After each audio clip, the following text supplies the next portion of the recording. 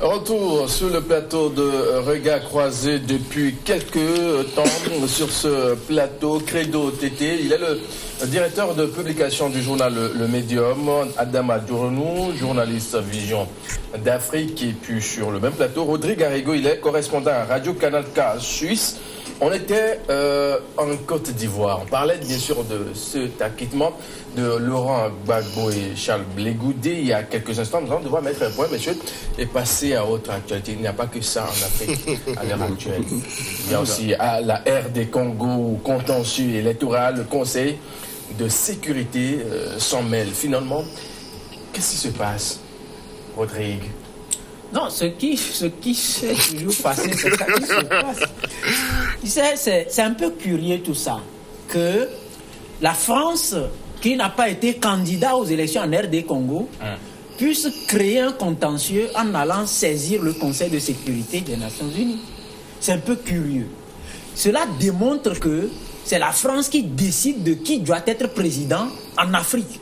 Et lorsque cette personne ne passe pas, mais on fait feu de tout bois pour aller, je ne sais pas, atteindre un certain objectif, ne serait-ce qu'à fouler aux pieds les dispositions constitutionnelles de ces États-là pour asseoir leurs desiderata. C'est ce qui se fait. Sinon, qu'est-ce que le Conseil de sécurité va venir chercher dans cette histoire de la RD Congo?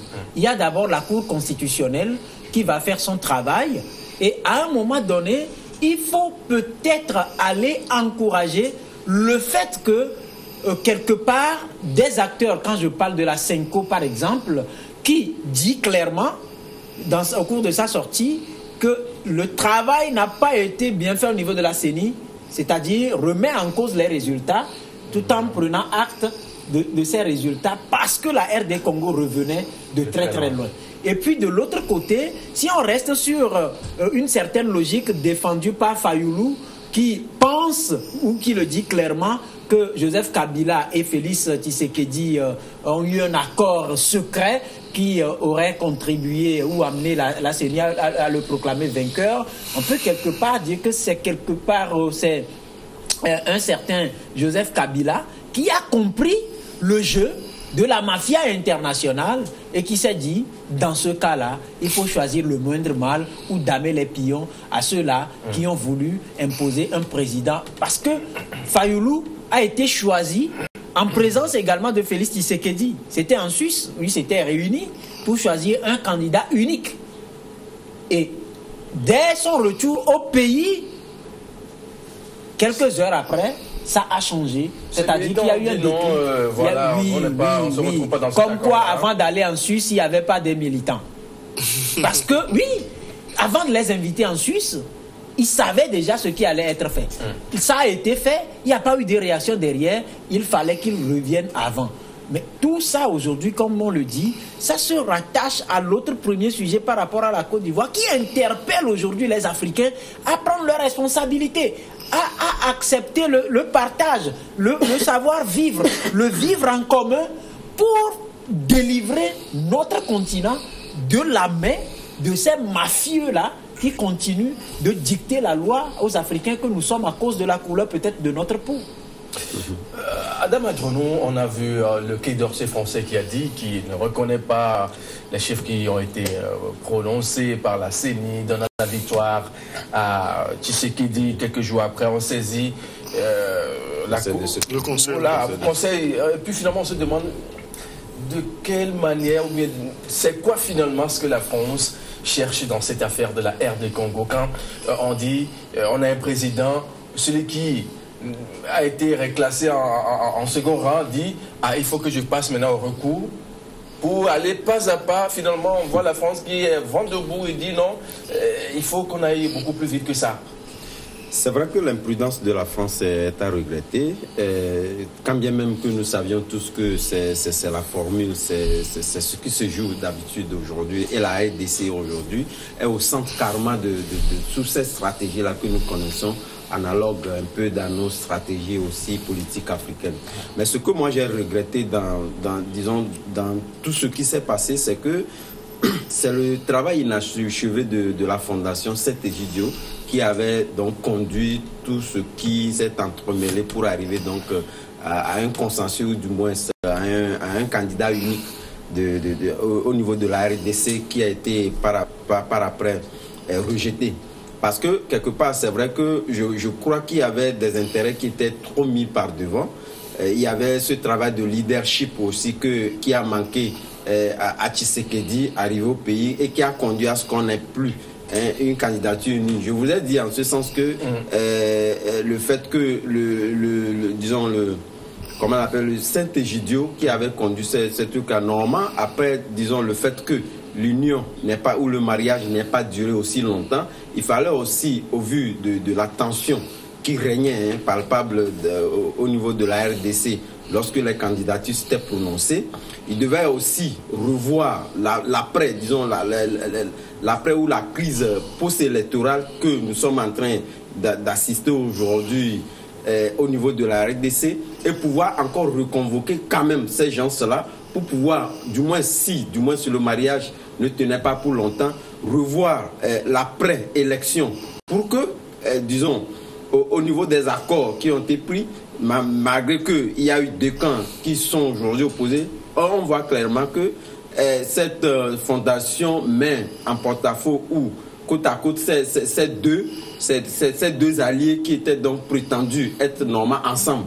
Ce qui fait qu'aujourd'hui, les tensions, ou du moins l'avenir de la RDC, se dessine un peu mal. Parce qu'on voit que ce sont les alliés d'hier qui deviennent aujourd'hui les ennemis de demain.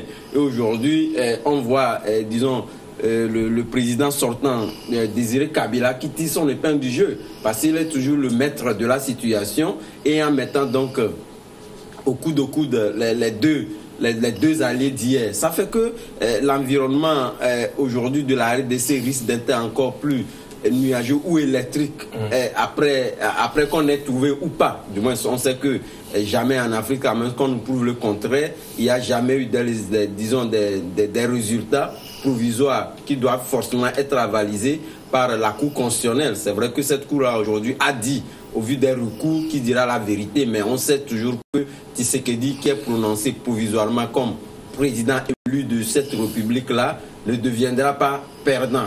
À moins qu'on nous prouve, c'est vrai que la RDC est un pays coutumier, disons, des insolites, des problèmes insolites africains, et on attend de voir ce que le lendemain portera. Credo, le ministre français des Affaires étrangères, dans sa déclaration, se basait sur les chiffres de la CENCO. CENCO qui dit, malgré les dysfonctionnements ça et là, on prend acte des résultats. Finalement, on quitte ce terrain-là, on saisit le Conseil de sécurité des Nations Unies. Pour quel fait, finalement? Il fallait s'interroger aussi de quelle manière ou bien avec quels moyens la CENCO avait déployé 40 000 observateurs. Donc la France s'est trahie par cette déclaration de son ministre de la coopération. Donc tout le monde a vu que en fait la France était derrière un candidat et puis la France faisait tout pour que son candidat passe. Malheureusement, son candidat n'est pas passé. Donc, finalement, la France a un candidat là-bas qui... Non, mais cela... Comme les autres pays également. Hein. Non, cela transparaît que le candidat de la France, c'est Martin Fayoulou. Et vous aurez remarqué que si c'était M. Fayoulou qui était proclamé, donc le ministre de la coopération française allait faire économie de sa sortie. Et là, lorsqu'il a fait... Et sa sortie a vu à un certain moment que cela a soulevé un tollé et que la CENCO ne pouvait plus aller loin dans sa logique. Donc c'est le Conseil de sécurité qu'on a vite fait de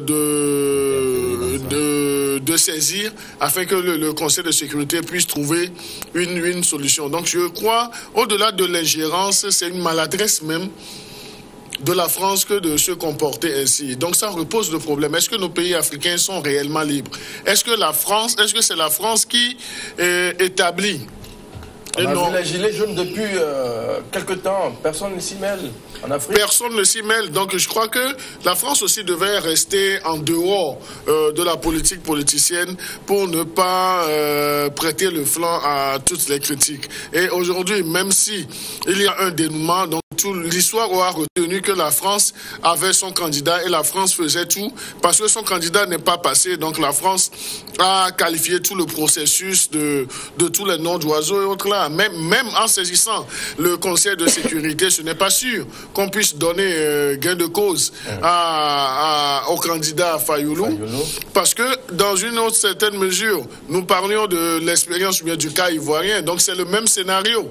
C'est presque le même scénario parce que c'est la France qui était toujours à la base de cette résolution qui avait eu cette intervention du côté de la Côte d'Ivoire. Oui. Peut-être qu'on a voulu dupliquer le même scénario, mais malheureusement ça n'a pas marché au-delà. Et au-delà même, à un certain moment, les évêques réunis au sein de la SENCO ont pris conscience. Parce que comment imaginez-vous que la SENCO ait eu une certaine posture à un certain moment et qu'un évêque a célébré une messe d'action de grâce pour l'élection de M. Tshisekedi?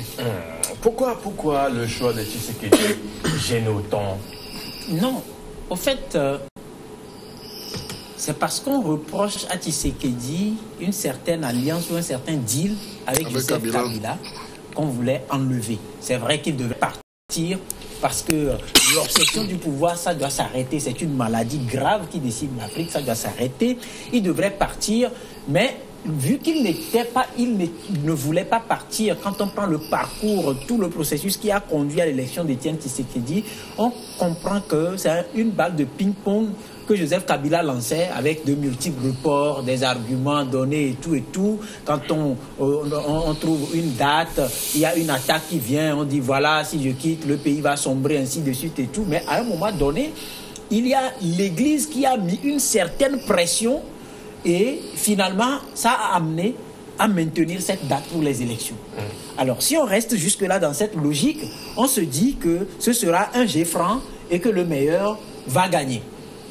Mais dans la logique actuelle, on comprend que ce n'est pas le meilleur qui a gagné, parce que d'abord, si l'Église est parvenue à déployer plus de 40 000 observateurs, même si l'Église, on considère que c'est l'une des institutions les plus riches au monde, attention, il ne faut pas minimiser le Vatican, il y a de l'argent. Et à un moment donné, c'était dans l'optique que le jet soit franc. Sauf que peut-être que ces évêques se sont retrouvés dans une situation qui frisait une certaine manipulation et étaient obligés, parce que la première sortie, c'était pour mettre la pression sur la CENI, comme quoi nous avons les résultats et vous devez aller vite pour proclamer ces résultats-là. Et donc, quand vous prenez, c'est un peu comme un chat que vous poursuivez jusqu'à son dernier retranchement. Si ce chat se retourne, ça devient un danger. Et le danger, c'était, je l'ai appelé le moindre mal, trouvé par Joseph Kabila, qui ne pouvait pas non plus proclamer son candidat vainqueur. Parce que ça allait créer une autre situation à l'image de la Côte d'Ivoire, où on assisterait à du bain de sang et tout. Et donc, Joseph s'est dit, dans ce cas, je fais gagner peut-être une certaine opposition, mais tout en prenant garde avec le Parlement où je vais garder la majorité. Ça pose toujours le problème de ces élections truquées aux résultats préfabriqués en Afrique. Mais par rapport à la RD Congo aujourd'hui, même si contestation doit en avoir, pour moi, mon problème, c'est cette France-là qui pense que c'est elle qui doit décider du sommeil des Africains. Elle n'a qu'à arrêter. Parce que je sache, la RD Congo n'est pas une préfecture de la France, ni une ville de la France. Merci. Ils n'ont qu'à laisser les Congolais, si Fayoulou veut aller formuler, par exemple, des recours, mais la Cour constitutionnelle est là, et Fayoulou se conforme aux dispositions. On va permettre à Adam Adronon de placer un mot et puis on passe au dernier sujet qui concerne le Togo. Adam. Oui, aujourd'hui, je pense qu'il ne faut pas concevoir ou appréhender du moins la position de Tshisekedi ou la relation qui les a liés avant la proclamation de ces résultats-là, que la plupart des Africains, ou du moins la population de la RDC aujourd'hui conteste. En réalité, je pense que cela devait rentrer dans les habitudes, parce que lorsque vous accédez au pouvoir, ou du moins lorsque nous prenons nos oppositions africaines d'habitude, qui ne donnent pas de garantie à un certain nombre de dirigeants et aussi au-delà du moins le dirigeant sortant qui n'a pas un certain nombre de garanties, où vous le prenez tout comme si vous arrivez au pouvoir, vous le prenez directement comme étant un ennemi, vous voyez que ça ne rassure pas. C'est ce qui est même à la base d'un certain nombre, disons, de crispations qui font qu'on n'advienne pas un certain nombre d'alternances dans nos pays. Donc je pense qu'il ne faut pas toujours revoir ce rapprochement entre les deux dirigeants, ou du moins entre Kabila et Tshisekedi, c'est que cela est advenu avant la proclamation des résultats, et on pense qu'il y avait eu un deal. Aujourd'hui, je pense qu'il faut laisser la latitude à la Cour constitutionnelle, et si du moins nous savons que ce qui va advenir ne va pas être trop, disons, trop lointain de ce que la CENI a proclamé, je pense qu'il faut quand même donner cette latitude à la Cour constitutionnelle de pouvoir se prononcer. Adam Adjournou, merci. Dernier sujet dans Regard Croisé ce soir, le Togo et cette déclaration sur une station radio de la place. On l'écoutait il y a quelques jours. L'alternance interviendra au Togo au plus tard en 2020. Cette phrase n'est pas de moi, mais plutôt de Brigitte Gafoui à Adjamagbo Johnson. Credo, vous avez suivi également Madame Brigitte Adjamagbo Johnson, qui a fait cette déclaration pour vous. En quelques secondes avant de marquer la pause. Moi, je crois que cette déclaration de Mme Adjamagbo, la coordonnatrice de la C14, c'est une stratégie de marketing politique. Et elle est dans une action de marketing politique parce que la C14 n'a pas encore posé les jalons de cette alternance. Et la C14, avec le boycott des élections législatives, a eu un coup assez dur, et aujourd'hui les résultats ne sont pas en faveur de la C14 avec l'échec politique. Donc elle a besoin de remobiliser ses troupes. Je ne sais pas par quelle magie Mme Adjamagbo pense que l'alternance à sa façon aura lieu en 2020. On va devoir marquer quelques secondes, une minute pratiquement de pause, et dans quelques instants on se retrouve pour la suite du débat concernant bien sûr le Togo. Cette déclaration de Brigitte Adjamagbo qui dit l'alternance interviendra au Togo au plus tard en 2020. À quelques instants.